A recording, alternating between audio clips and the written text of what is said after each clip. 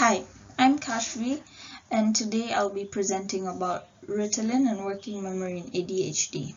The objectives of today's presentation is to investigate whether taking Ritalin will increase the performance of working memory in children with ADHD, to explore the strengths and weaknesses of this assertion by providing appropriate evidence in the following evaluation supporting the claim that methylphenidate might not be the best way to improve working memory in ADHD.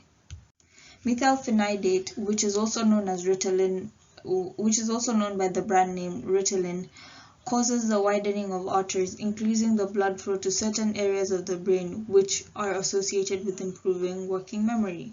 Several studies conducted by Bernard and Tannock in 2008 indicate that MP is more successful in increasing the visuospatial working memory than the auditory verbal working memory.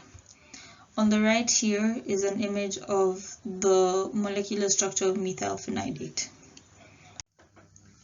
Methylphenidate allows the accumulation of dopamine by hindering the reuptake of dopamine.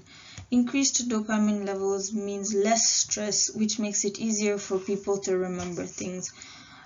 Hence, MPH helps working memory in ADHD by increasing dopamine levels in the brain. A study done by Kovel et al. Indicates that the intake of MPH induces change on a behavioral level but not on a functional brain organization level, and this may be due to the fact that the changes induced by MPH on a functional level may be so subtle that they are not detected by the fMRI that was used to examine the 14 boys diagnosed with ADHD.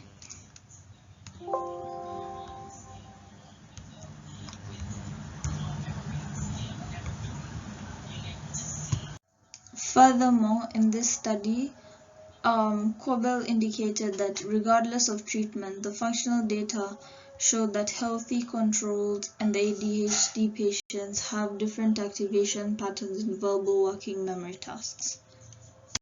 In another study done by Zhang et al., participants showed greater activation in the left dorsolateral prefrontal cortex and the medial prefrontal cortex, but this decreased after MPH administration.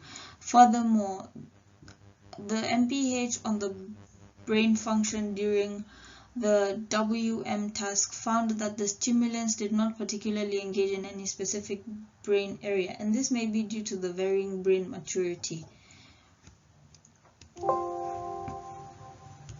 Methylphenidate medication reduced the MPFC activity while enhancing task performance, which indicates the restoration of the attenuated default mode network, which is a large-scale brain network consisting of the core region and the MPFC inactivation in the ADHD youngsters. The data also suggests that MPH administration temporarily removed the inappropriately excessive mind wandering during high-load WM.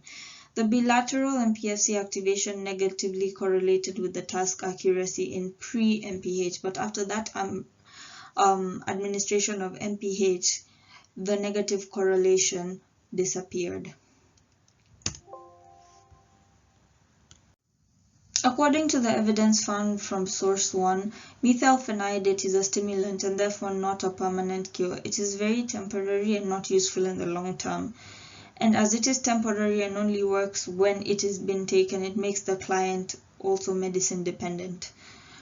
As per evidence found from the second source, the presence of the change may not be detectable. It may be very subtle because source 2 did not find methylphenidate to help the working memory bring any change to brain activity. The effectiveness of the methylphenidate may depend on many factors like gender, age, sample sizes, or even underlying brain conditions that the client may already have, which is difficult. This makes it difficult to know exactly whether MPH is working, whether it has an effect on the functional brain organization or not. And this is demonstrated by the study done by Kovel, as the study is very small, to 14 people, and it is only done on boys, so this may be bias as well, not giving us an accurate result of whether MPH is actually working or not. In conclusion, despite there being possibilities that other factors may be influence whether MPH is working or not, at the end of the day, MPH is still just a stimulant and is the effect of MPH is narrowly dependent on whether the patient is taking the MPH or not, which makes the patient dependent on this medicine. And because it is a stimulant, it also controls the symptoms only temporarily, and it's only convenient for a short-term use. So advice that would have been gathered from this presentation would be that yes, it could help for the short term, but on the long term, Ritalin MPH is not effective in working memory in ADHD. Thank you.